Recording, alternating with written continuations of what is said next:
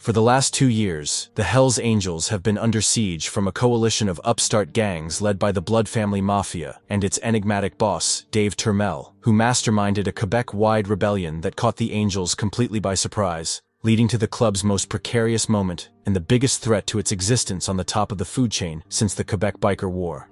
By far the most powerful and feared criminal group in Canada, the Angels once ruled Quebec with an iron fist and forced all other groups to pay them tribute for operating within their territory.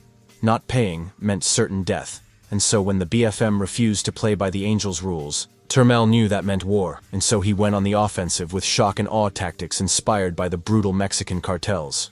Angels and their associates were routinely kidnapped off the streets and tortured, which was then recorded and uploaded to the internet to send a message that the time of the Hells Angels was over and a new boss was in town. As we covered in our first video, the Angels were unable to mount an effective response to Turmel, but after a heavy police crackdown against the BFM led to the arrest of 35 of the gang's top members, much of its leadership fled overseas. But the war continued, as even though he was the subject of a global manhunt and an Interpol red notice, Turmel was able to successfully evade police and continued to issue orders to his gang through the encrypted messaging service, Signal. That all changed on March 27th. But before we get into that, let's briefly recap how this whole situation began. Since the conclusion of the Quebec Biker War in 2002, the Hells Angels have been the unquestioned leader of the province's criminal underworld, totally monopolizing the drug trade and ruling their kingdom with an iron fist. If anyone wanted to deal drugs in Quebec, the Angels demanded a 10% tax on the profits, and failure to pay up meant you could expect a visit from a Hells Angels hit squad, which a Montreal dealer named Francis Turgeon learned in 2019. Turgeon had stopped paying the tax and was promptly visited by 2 Angels associates who gave him a severe beating and ordered him to pay up. But Turgeon ignored the warning and continued to not pay the tax, eventually raking up an $80,000 debt. And so on the night of May 9, 2019, Turgeon was gunned down outside his house. While this was intended to send a strong message to the rest of the criminal underworld of what happens when you cross the Angels, it didn't change the fact that more and more gangs had begun to feel as though the Angels' glory days were long gone. Since the Quebec Biker War, in which 162 people were killed, the Angels have had a massive target on their backs from police. In 2009, 156 full-patch members in the province were arrested, and every single Angels clubhouse was seized by the government in a massive operation. While most of the Angels ended up being acquitted at trial, the government still demolished every single clubhouse, robbing the Angels of their symbolic power base. This led to a fundamental change in how the Angels operated. Wary of another intense police crackdown, many Angels switched their gang colors out for suits and turned their attention towards more legitimate businesses in an attempt to keep a lower profile. Instead of dealing drugs themselves, the Angels began renting out their territory to any interested parties. According to police sources, for example, in Quebec City the Angels charged a flat fee of $40,000 a month, and in exchange the dealers were able to sell their product without having to worry about the 10% tax or any other scrutiny from the bikers. But more importantly, the Angels also started heavily using street gangs to commit violence for them, so they didn't have to get their own hands dirty. Anytime the Angels wanted a business burned down or a murder committed, they'd usually contract it out, thus giving them a degree of separation from the act and any subsequent police investigation. This made it much more difficult for the cops to pin any crimes on the Angels, but this also allowed the street gangs to accrue valuable experience and also build up strength right under the Angels' nose. It wouldn't be long until the gangs began questioning why they needed the Angels at all, and so without fully realizing it, the Angels had built up a powder keg right underneath themselves, and all it would take was for someone to light the match, which is where the main character of our story comes in. Dave Turmel was born in 1996 and was described by anonymous sources to Quebec media as an intelligent man from a good family who had the brains to go to university. But this didn't stop him from accumulating a long rap sheet, with his first arrest taking place in May 2014, on the night of his 18th birthday, when he stabbed 2 people outside a nightclub after he and his friends were denied entry. Initially charged with attempted murder, he later pled guilty to lesser charges of assault and received a 36-month prison sentence. While in custody, he was caught by prison staff with a homemade pickaxe, but no additional charges were filed. After his release, Turmel formed a small drug-dealing operation with some associates, obtaining his supply from a full-patch Hells Angel named Mathieu Pelletier. Over the next 2 years, Turmel expanded his operation and eventually became one of the main drug distributors in the Quebec City region. Now, with his power gradually growing, Turmel began plotting with other gangs in the area and devising a plan with the eventual goal of overthrowing the Angels and taking over Quebec for himself. In 2018, he was sentenced to 10 months in prison for threatening to kill an associate with a baseball bat, and not long after being released, he was arrested once again in December 2019 for being caught in possession of a loaded handgun, leading to a 1-year sentence. While you'd think that these frequent trips to prison would put a dent in Turmel's power, they instead had the opposite effect, as he was able to make friends and establish important connections with many senior criminal figures while behind bars. After his release, Turmel established the Blood Family Mafia and also cemented an alliance with the Prophets Boys, one of the largest gangs in Montreal. Emboldened, Turmel decided the time was now to launch his rebellion against the Angels, and he refused to pay the 10% tax. Not long after, on March 7th, Pelletier's house was riddled with bullets, and dozens of businesses across Quebec with links to the Angels were either shot up or firebombed. Then one day, Turmel discovered a GPS tracking device hidden underneath his car.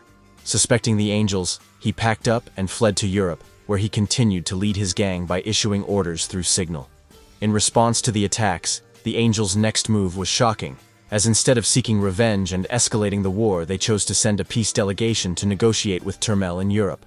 According to French-language media, the Angels' terms were very generous. They offered Turmel the exclusive right to deal drugs in downtown Quebec City, and also promised not to seek further vengeance. But Turmel wasn't interested in this meager offer, and so he outright refused and told the Angels that it would be in their best interest to return home on the next flight back to Quebec.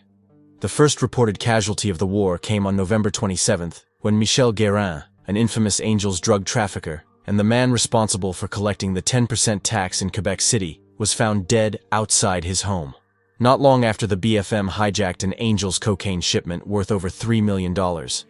In February 2024, 2 Angels associates were kidnapped, and on the 19th, a Montreal newspaper was sent a link to a video of a group of BFM members filming themselves torture the 2 men. That same day, 3 more Angels associates were kidnapped and taken to a BFM member's house in Quebec City. There, they were tortured with a blowtorch as well as waterboarded. One of the kidnapped men was suspected of providing names and addresses of BFM members to the Angels, and so he was singled out for special treatment and taken to an isolated farm about 80 kilometers south of Quebec City. Here, the torture continued for several more days, until one afternoon the Angel was left with a lone BFM guard, who decided to have a nap on the couch. As he slept, the Angel managed to break free of his restraints. He then took a knife from the kitchen and stabbed his sleeping kidnapper to death before fleeing the farm. Out for revenge, another man suspected of helping the Angels was kidnapped and later dumped on the streets of Montreal after a lengthy torture session. With the violence spiraling out of control and the Angels' peace delegation having failed, they decided to take an unconventional approach to end the conflict. Unnamed sources within the Quebec Provincial Police allege that the Angels contacted law enforcement and urged them to crack down on the BFM. A criminologist and former Quebec politician said in an interview with Global News, quote, "What my sources tell me is that the Hells were telling the police, do something because otherwise we will be the ones to act." On March 1st, Quebec police arrested 35 alleged members of the BFM in the province, and Turmel's right-hand man was also apprehended by Portuguese police in Lisbon. But Turmel himself was nowhere to be found. While investigators suspected that he was hiding out somewhere in Portugal, they were unsuccessful in tracking him down. With so many of his men behind bars, the BFM were now on the defense for the first time in the war. While there was a momentary lull in the fighting, it didn't last long, as the Angels were now eager to take advantage of the situation and strike back. Their first move was to put a $500,000 bounty on Turmel's head and send hit squads to Europe to hunt him down. Then, they went to work reasserting themselves on the streets and proving that they were still the top dogs. While many gangs had supported Turmel in his coup attempt, some had stayed loyal to the Angels. Insubordinate gangs were to be severely punished, but if the Angels wanted to reclaim their role as the kings of Quebec, it would be just as important to reward those who had remained loyal. Caïd Jean-Philippe Célestin, a crime boss so influential within Quebec that he is nicknamed the King, had stuck with the Angels, and so he was accepted as a full-patch member of the Marauders, an Angels support club in Montreal. This made Célestin only the second black man to ever be accepted into the Angels' ranks, with the first being Maurice Boucher's former protégé Gregory Woolley, who was the boss of the Angels support club, the Rockers.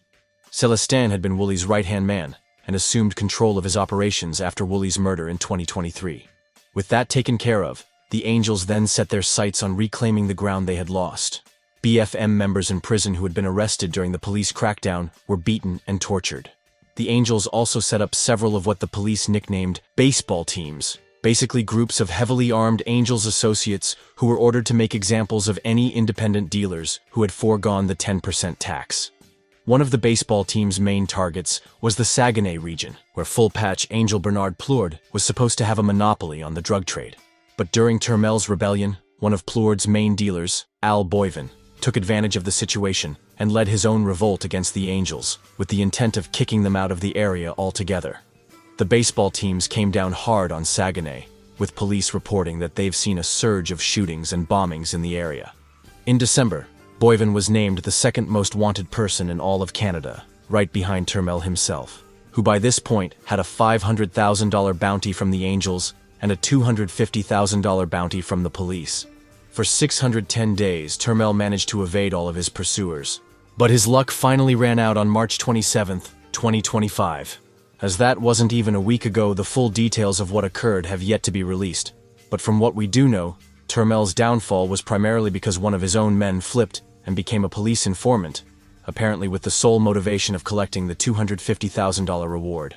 The informant told police that Turmel was hiding out in Italy. Instead of keeping a low profile, he was living lavishly in an upscale hotel in Rome and also drove a Mercedes.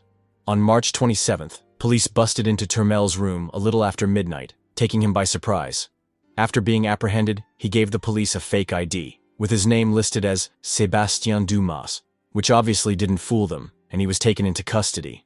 A search of his room revealed narcotics, several SIM cards, and a diary containing accounting figures and notes written in both French and Arabic. As of today, Turmel is still in Italian police custody.